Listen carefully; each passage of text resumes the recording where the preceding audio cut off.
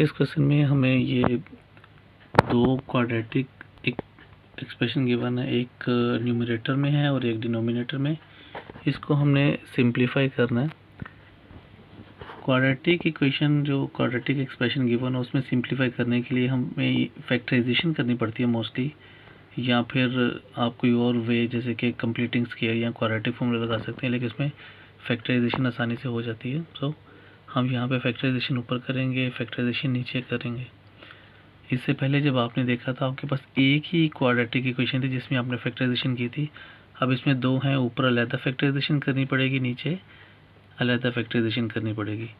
Factorisation करने के बाद हम देखेंगे आगे कुछ कैंसिलेशन हो सकता है कि नहीं। जो कैंसिल होगा उसको काट देंगे, बाकी हमारे पास आंसर आ जाएगा। ठीक है, तो पहले हम इसकी फैक्टराइजेशन करते हैं। पहले इस ऊपर वाले न्यूमरेटर को लेते हैं, हम इसके अलहदा से फैक्टराइजेशन करते हैं। तो यहाँ पे आ गया, इसको हमने अलहदा से लिख लिया। फैक्टराइजेशन के लिए क्वाड्रेटिक हो और कांस्टेंट को आपस में मल्टीप्लाई किया, आपके पास आ गया 12k²। अब इस 12k² के हमने दो हिस्से बना लिए, एक है 3k इंटू 4k। इनको मल्टीप्लाई करें तो हमारे पास आ जाता है 12k², लेकिन जब हम ऐड करते हैं तो हमारे पास ये दरमियान वाला 7k आ जाता है।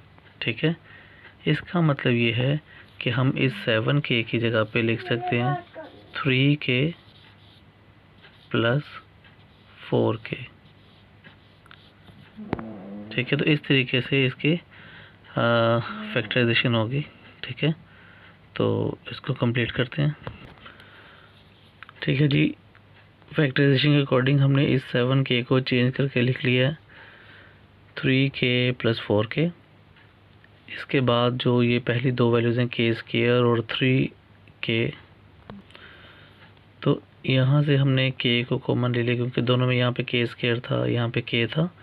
इन दोनों वैल्यूज़ में से k कॉमन आ गया, तो इधर से k बच गया, यहाँ से k बाहर चला गया कॉमन, और इधर से 3 रह गया, तो ये k प्लस 3 आ गया। इसी तरीके से यहाँ पे जो ये दो वैल्यूज़ हैं 4k प्लस 12, इन दोनों में से देखें ये 4 से डिवाइड हो रही थी, तो हमने 4 कॉमन ले लिया, तो यहाँ से k बच जाएगा, यहाँ से डिवाइड होने के बाद 3 बच जाएगा।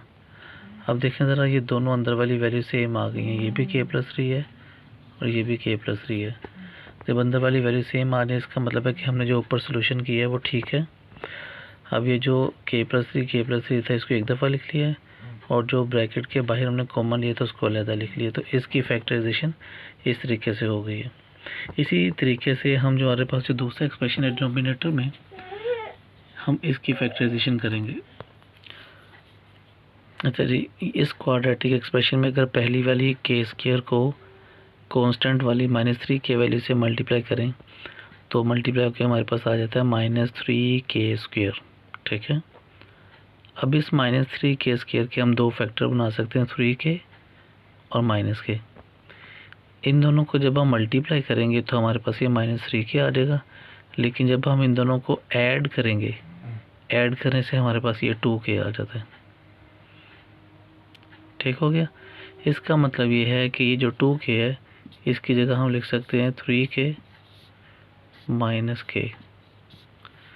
तो इस तरीके से हम 2k को चेंज करके ये लिख लेंगे, और बाकी सारा फैक्टराइजेशन का प्रोसीजर कंप्लीट करके इसके फैक्टराइजेशन करते हैं। इस 2k की जगह पर हमने लिख लिया 3k माइनस k। इसको जब हम सिंप्लीफाई करेंगे तो हमारे पास यही वापस 2k ही आ जाता है, तो ये फैक्टराइजेशन में हमने इसको दो फैक्टर बना लिए। अच्छा, अभी जो पहले वाली दो वैल्यूज़ हैं यहाँ से k कॉमन आ जाता है, और इसी तरीके से जो ये दो वैल्यूज़ हैं -k -1, यहाँ से कुछ भी कॉमन नहीं आ रहा, इट मीन्स यहाँ से -1 कॉमन आ जाएगा। ठीक है, दोनों वैल्यूज़ माइनस में थी तो हमने उन दोनों का माइनस कॉमन ले लिया। माइनस कॉमन लेना या -1 कॉमन लेना एक ही बात है। अब अगेन देखिए ब्रैकेट के अंदर वाली वैल्यू सेम हो गई, इसका मतलब है हमारा प्रोसीजर ठीक चल रहा है। ठीक है जी, k प्लस 3 को एक दफ़ा लिख लिया, जो ब्रैकेट के बाहर हमने कॉमन लिया था उसको अलग एक ब्रैकेट में लिख लिया। तो इस तरीके से हमारे पास ये दोनों फैक्टराइजेशन कंप्लीट हो गई है। अब क्या करेंगे, इसका जो ये आंसर आ गया और और जो इसका ये आंसर आ गया इसको हम क्या करेंगे अपने इस सवाल में रिप्लेस कर देंगे। ठीक है, अब क्या करेंगे, ये हमारे पास ओरिजिनल सवाल जो था इसको जब हमने सॉल्व किया था ये थी ये वैल्यू के स्क्वायर प्लस 7k प्लस 12, इसका आंसर मेरे पास आ गया था ये k प्लस 3 k प्लस 4। तो मैं क्या करता हूँ इसकी जगह पे मैं इसका ये वाला आंसर लगा देता हूँ। ठीक है जी, इसकी जगह पे जो इसका आंसर आया था हमने वो लगा दिया। सिमिलरली जो दूसरा वाला एक्सप्रेशन था के स्क्वायर प्लस 2k माइनस 3, इसका जो आंसर आया था वो हम यहाँ पे रिप्लेस कर देते हैं। ठीक है जी, इसका आंसर ऊपर आ गया और इसका आंसर हमारे पास ये नीचे आ गया। अब देखें ये आपके पास एक फ्रैक्शन वैल्यू आ गई, दोनों में से जो सेम है उसको हम कैंसिल कर देंगे, बाकी हमारे पास जवाब आ जाएगा। तो सेम हमारे पास है k प्लस 3, तो हम क्या करते हैं k प्लस 3 को आपस में कैंसिल कर देते हैं, बाकी आंसर आ जाएगा।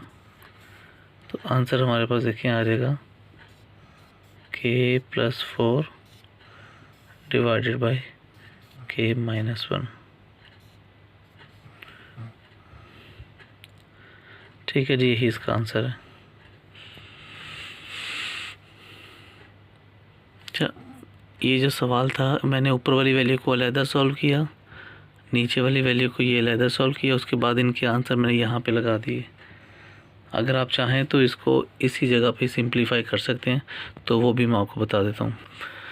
अगर आप इसको इधर ही फैक्टर करना चाहें तो इस तरीके से कर सकते हैं, जैसे इस 7k की जगह मैंने लिख दिया 3k प्लस 4k और 2k की जगह पे 3k माइनस k। ये वही फैक्टराइजेशन है जो भी मैंने अलग-अलग आपको बताई थी, जो ये नीचे लिखी हुई है। ठीक है, तो अलग-अलग लिखने की बजाय मैंने इसको यहीं पे लिख दिया। अब उसी तरीके से पहले दोनों में से k कॉमन आ जाएगा, इधर से 4 कॉमन आ जाएगा और साथ में नीचे वाली वैल्यू से भी हमें कॉमन लेना पड़ेगा। इधर से k कॉमन आ गया और इन दोनों वैल्यू में से -1 कॉमन आ गया।